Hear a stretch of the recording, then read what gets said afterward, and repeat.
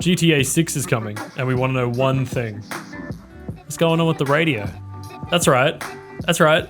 We don't care about the airboats. We don't care about the gators. We don't care about the twerking. We're here for the radio. I was introduced to so much music when I played GTA 5. We all remember that one soundtrack that we heard that still sticks with us today. GTA 5's radio was big. It felt alive. But why does it still feel as fresh as ever 12 years later? Before we go any further, I want you to go down there and hit that sub button. There's like 80% of you who are still watching my videos but aren't subscribed. I want to get that number up. With GTA 6 releasing on the horizon at some point, even though they keep pushing the release date backwards even further, I've been like busting at the seams to know what they have planned for the radio. What radio stations will be included, what ones will return, what celebrities will be involved, what musicians will be involved. The radio is just so important to me. Like, when I first hear the word Grand Theft Auto, I immediately think the radio is the best part. I remember like losing my mind when I first heard the song 100 HM by Hudson Mohawk on Flying Lotus's Flylow FM, like while I'm trying to sneak into the military base. That shit felt so sick. As a guy whose job it is to create a vibe and continually search for new music, I'm pretty much given an infinite amount of music at my fingertips at any given moment at this point in time. According to the little goblin in my machine, it would take me about 1100 years to get through all of the music on Spotify. That's more music than I could listen to in my lifetime about 15 times over. But something I've been hearing a lot recently is finding new music, similar to how I found the Hudson Mohawk track while driving down Los Santos, is sometimes harder than ever. But why is that? Don't worry, I hear you, I see you. I think I have some answers as to why you might be feeling this way. In one breath, I could be listening to some Dreamo music and all of a sudden feel like listening to some bubble grunge. Vinyl DJs and 90s music freaks would be chomping at the bit to be able to have access to this amount of music. Having a whole smorgasbord of songs specifically tailored to you.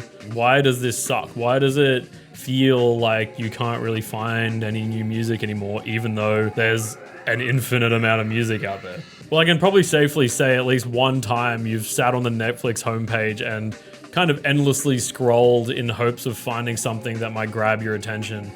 But the terrifying thought of that thing being bad or just not your vibe is so overwhelming that you just never really commit to anything, and then you just kind of end up giving up and walking away from the TV. This is a prime example of option paralysis and also decision fatigue at the same time. And the exact same thing happens to you when you're on Spotify. You open up the app and you're immediately hit with this overwhelming sea of options, and suddenly you're hit with like a wave of fatigue, which has you just sort of like floundering around looking for the nearest life raft of familiarity for something that you recognize, a name, an album cover, an artist, and then you end up running towards that. And it's no secret that these platforms sort of push you towards familiar music or videos. Familiarity is really good for keeping people on the platform. It keeps you there, it keeps you interested, it generates more ads for the platform, it generates more money for the platform.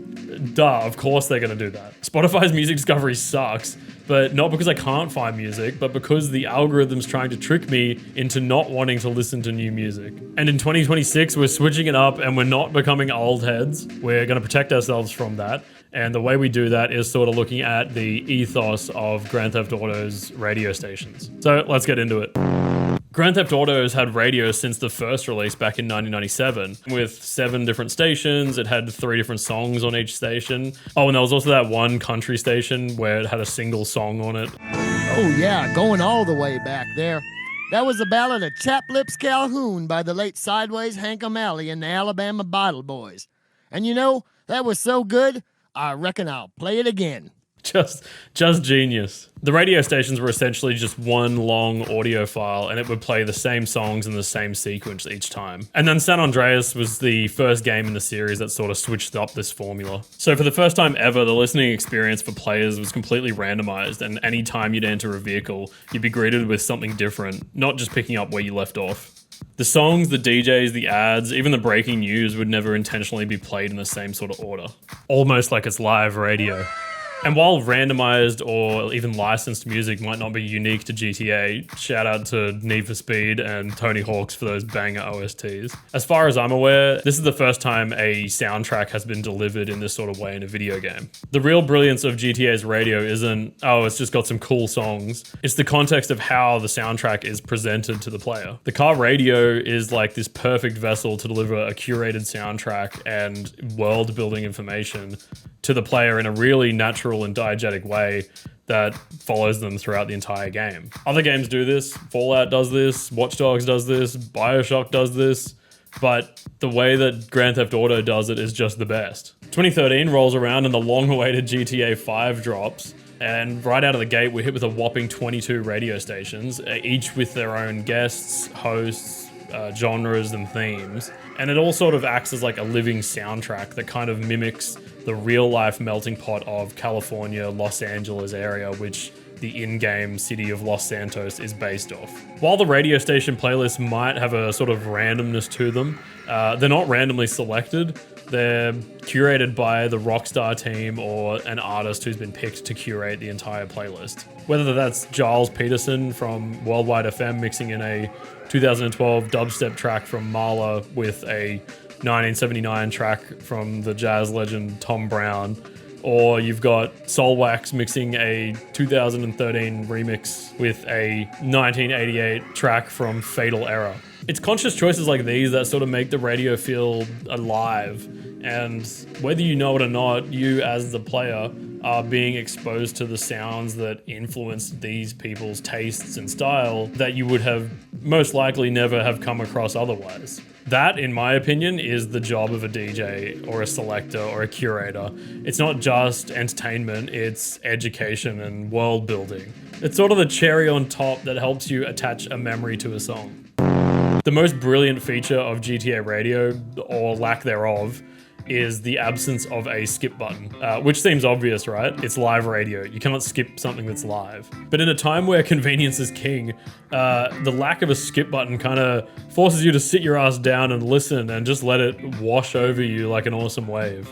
In the context of the GTA world, it's live, it's in the moment, and it operates independent of what you're doing. It sort of makes you feel like you're participating in something larger as opposed to a bit of a Neo Matrix character where you can kind of dictate how everything looks and feels around you at any given moment. The ability to flick through the radio wheel on the fly gives you enough agency to sort of shape your own soundtrack, but it doesn't hand over ultimate control to the player.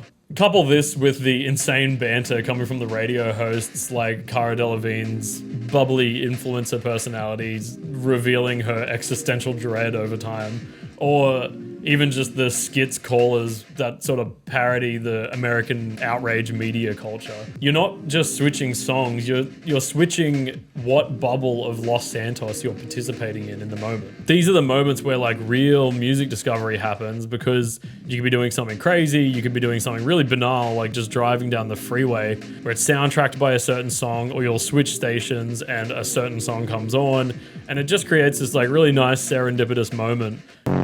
So this is why GTA Radio is really goated. But you might be thinking, well, okay, what, you want me to just drive around GTA until I like a song or something funny happens? No, just wait. Let me explain. There's something psychological going on. When you get in a car in GTA for the first time, you're immediately presented with the rules. It is live, you can't skip it, and you can turn it up and down or off. You know what you can and can't do, and you accept that. But with a system like Spotify, you're handed like a different set of rules. One, it's on demand, it's not live. And two, you can pick any song you want from an almost infinite library. But there's like a big asterisk next to that, which says after skipping 6 songs, you can no longer skip, and you also can't listen in any order you want. This creates like a huge amount of resistance up in the old noggin, because you'll be like, oh, I'll listen to 2 songs, I'll skip that one, a couple more, skip that one, skip the next one. Suddenly all your 6 skips are gone, and you're like, what the hell, this sucks. This sort of circuit creates like a weird Skinnerbox 2.0 Premium Deluxe Edition, where your ears and brain are this cute little exploratory rat who loves to experience the joys of music and everything that comes with it, searching around its little environment until it comes across a yummy reward, which is the sweet, familiar music that gives you nice, happy feelings. You, the rat, then bump into a lever with big letters that say premium, but you don't press it. After enough yummy ear treats, Spotify sort of hits you with this electric shock, or in this case, like an unfamiliar song, in hopes that you leg it for the premium button. But as you start to make your way over to that button, a new button pops up. This button says skip. You press the button because you're desperate to make it stop, and then the music returns to your nice familiar music. This cycle repeats about 6 times in 1 hour, and then on the 7th time, the skip button's no longer there. Only the premium button. But if you press that premium button, it also takes a chunk of your little rat money that you earned last week from toiling in the rat McDonald's or whatever. So you hesitate. That's when a new habit forms, which I call skip rationing. Basically, where you put up with music that you don't like just because you don't have enough skips, or you're like 1 away from hitting that limit. You just got to make it to that hour mark and then you get some more skips back. And now you're becoming conditioned to resent when these unfamiliar new songs appear. Oh, and also when all this is happening, there's a big speaker that falls down from the top and yells an ad at you every now and then. It's a carefully designed system to make you as infuriated as possible to do anything to make it stop, including smashing that fucking premium button. As I mentioned earlier, this isn't necessarily unique to Spotify. A lot of other platforms use this model as well because it works. But whether it's consciously or subconsciously, your brain's now kind of having this adverse reaction to whenever you hear unfamiliar music. And some of you might be saying, hey, no. I'm nothing like you motherfuckers. I'm built different. I love discovering music. Sure. But given enough time and enough conditioning, you'll eventually stop liking unfamiliar music. That's how it works. The secret sauce to the Spotify one is it's subversive. Like, you're not being electric shocked, but it's just enough to kind of annoy you. And after a certain amount of time, that's going to have an adverse reaction. If Spotify could make the floor underneath us electric every time we heard something we didn't like, they would. And now your brain's thinking, I don't like this song, I want to skip it, but skipping leads to like unskippable horrors. So I won't skip it. I'll put up with it. But then now the top part is sort of replaced with unfamiliar equals bad. That right there is how a car radio with no skip button sort of differs from something like a system like Spotify. It's all the intention behind it. The framework of GTA sort of operates similar to that of a record store or a playlist a friend makes you, or even the DJ mixes that I make on this channel. The goal of them isn't to make sure you love all of the songs off rip or even at all. They don't care whether you like the music or not. They exist as a thing for you to participate in. They exist in the same way a Los Santos bubble of culture exists for you to participate in. They exist for you to immerse yourself in. They exist to challenge listeners to experience something that is presented to them. And if you don't like it, that's okay, because at least you gave it a chance. That's what music discovery is. It's not 100% win rate. It's not meant to be. And also, listening to old music that you do like is not a bad thing either. I love ripping out old albums and also finding new stuff to add to my collection. And when you return to the old favorites, if I may quote Northern Lion, like, okay, you know what? I'm ready to go back to the familiar. And then you're like, and then it feels like a hug. It feels like coming home for Thanksgiving. You've just got to make sure those algorithms work for you and don't keep you trapped in the old head box. Hello, editing Dens here. As I'm editing this, I've just found out that Spotify has sort of updated their 6 skips a minute thing to something more vague, like a on-demand minutes listened, which kind of means that you get to have unlimited skips until a certain amount of time. And from what I can gather, there's no real hard information about that in the public yet. My best guess is that it's kind of this like weird algorithm thing where it's kind of tailored specifically to each user. So maybe you're a bit more accustomed to skip rationing than somebody else. And so they apply a bit more pressure by throwing more ads your way or something like that. Who knows? Similar to any practice in life, music discovery is kind of like a muscle that needs to be flexed in order to get better at it. If you're passionate about music, or you just want to keep up with trends, or you want to sort of develop your music taste or something, you got to work that muscle, because you can't really expect an algorithm to do that for you. An algorithm wants to please you. They want to make sure they're serving you up things that you like. And so this is the trap that happens where you get stuck in the old head box of just getting served up the same predictable stuff that the algorithm knows you'll like.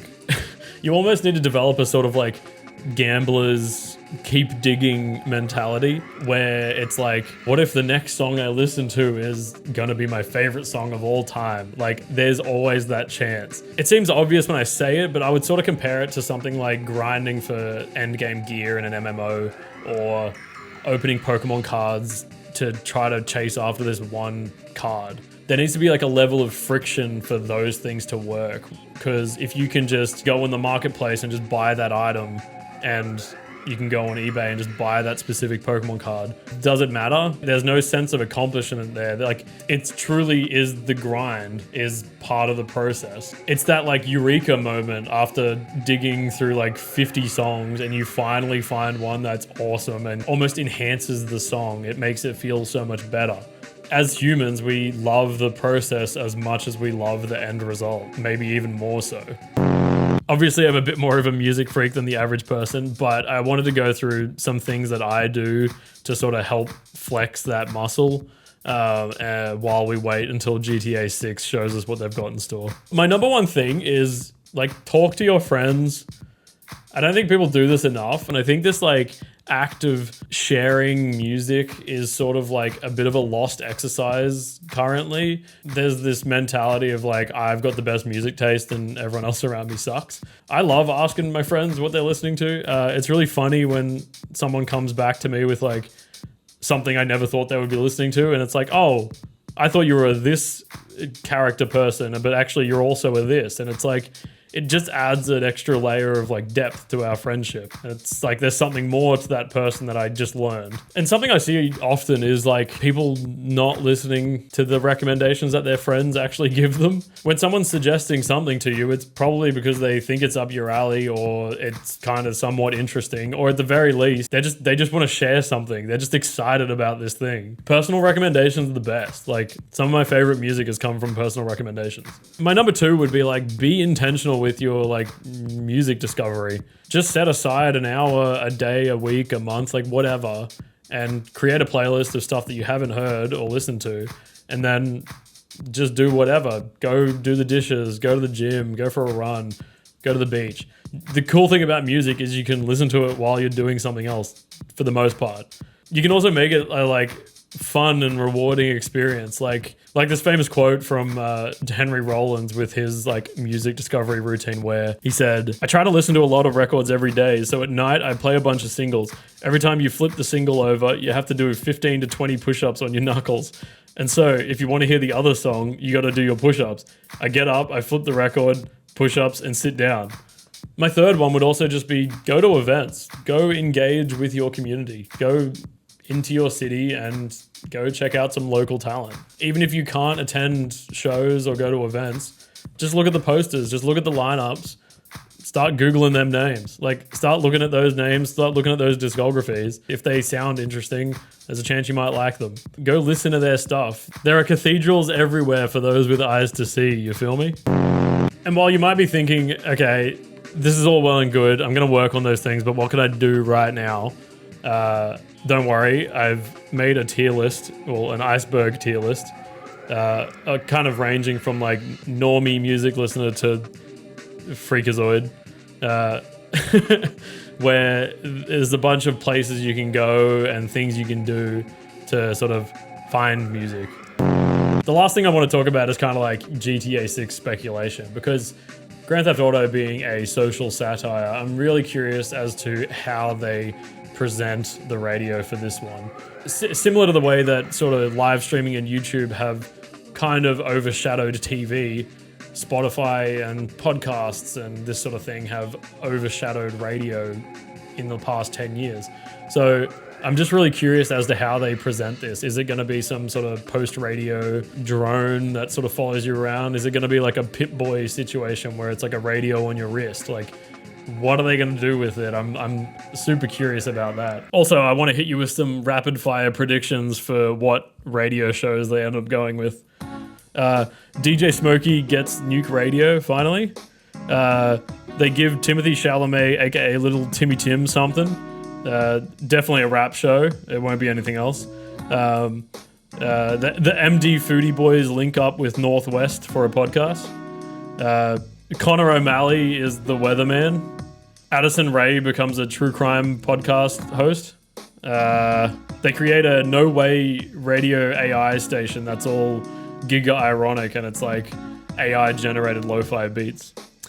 Fortet gets a rhythm dubstep show.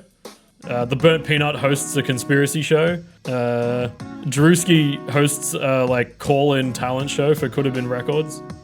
Riff Raff and Chief Keef are news reporters, but they're like kind of normal guys. They're not themselves. They're just like clean-cut guys. They create some sort of like ASMR channel.